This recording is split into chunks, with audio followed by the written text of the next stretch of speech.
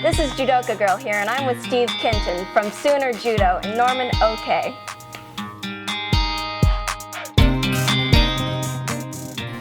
So, Steve, how long have you been playing Judo? 20-something years. What got you started in Judo? I have 3 daughters. At the time, they were all preteens, and I was doing the dad thing of what am I going to teach them to do if they get grabbed. I didn't want them to learn to, rip beating hearts out of people's chests like they do in bad movies. But I thought knocking somebody down and then being able to boogie was a really good defense, and I still think that. I met Shiloh here at Sooner Judo, and she has an interesting story on how Judo has helped her in her life. So, could you tell us?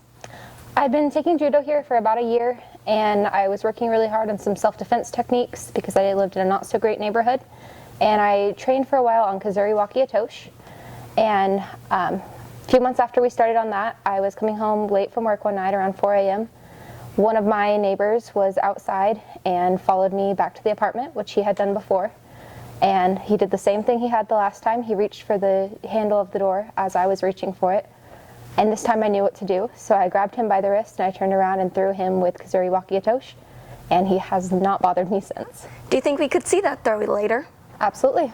All right, cool. You should each have a technique that works as well for you.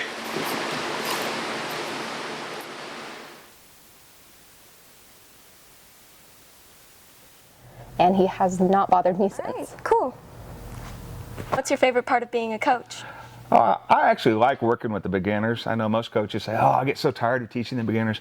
I really enjoy the beginners. It gives me a good feeling, I guess, to watch them go from somebody who has no clue about falling to somebody who's got balance and can do something. So what's your biggest challenge then? Well, I'm not getting any younger, so my biggest challenge is finding somebody to help and take over. I've got Leah, I've got several promising brown belts. People tend to, this is a college town, people tend to move on, so we have a pretty good turnover. What's your biggest accomplishment as a coach? I have been a player, a coach, I'm a national referee, I'm certified as a national coach, but I've never really operated at the national level as a coach. And this year I've got one of my junior players going to the Junior Olympics, which I'm very excited about. It's a first for me personally, so I'm proud of it. Do you have any special technique?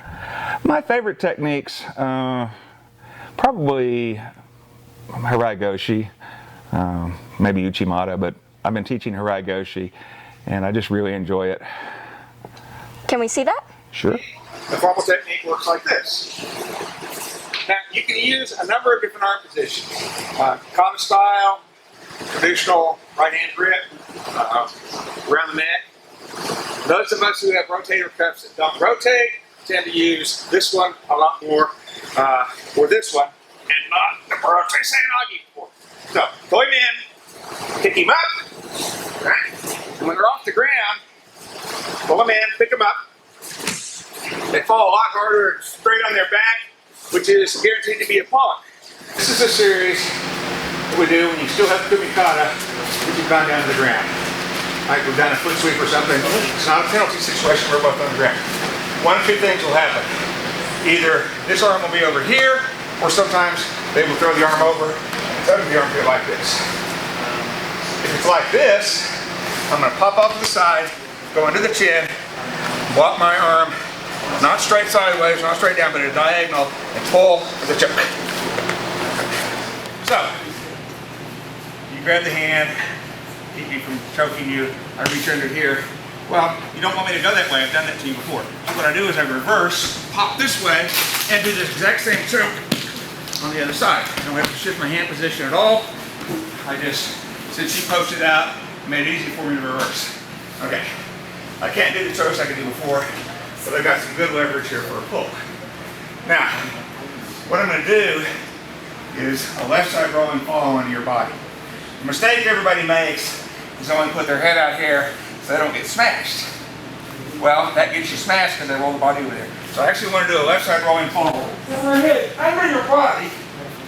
I trap this arm, grab my own knee, roll on top, and dig my chin into your chest. Thank you. Don't let go of this, okay? And I've got you. You're dead to rights. All right, thank you for that. In your opinion, what's the most important way to build a club? You've got to build a community where people want to come, they enjoy being here, they bring their friends, they bring their family. We're nonprofit. Nobody makes any money here. Our goal is just to have fun, have exercise, get together. And so for that to work for us, we have to have a community who wants to be here. And the club's been around since 1954, so I guess it works for us. How do you get members? Our primary membership drive comes through the Norman Public Library system. Each summer they have a summer reading program where kids can set a goal for how many books they want to read, and every child who makes that goal gets a bag of goodies donated by local merchants. And our contribution to the goodie bag is 3 months of free classes at the club for them and their entire family. Oh, that's very cool. And it's worked very well for us the last several years.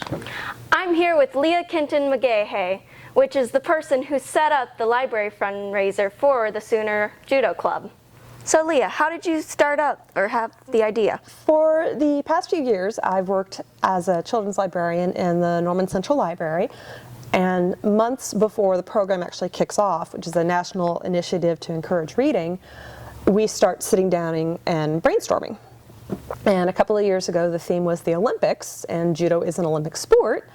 And as a group, we're discussing, what local businesses, what local vendors we might encourage to donate rewards for the children who reach their reading goal. And I said, hey, judo is an Olympic sport. I know a judo club that is a nonprofit. And so I turned to my father and I said, Sensei, how would you feel about donating judo coupons for the summer readers? And he said, go for it. And so the first year we did just 1 month of free classes with the free use of the gi.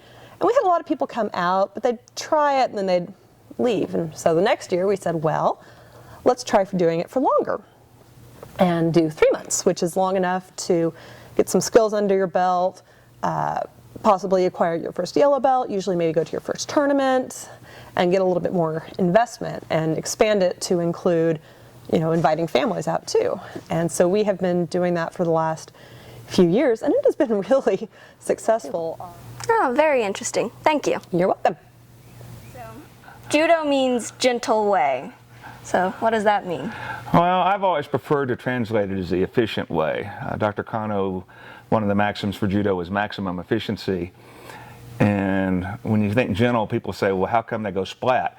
It's gentle or easy or efficient for Tori, the thrower. It just says nothing about, okay, who goes splat. Thank you for talking with me. Can't wait to go up against your kids. They'll be here. This is Judoka Girl with Steve Kenton saying goodbye.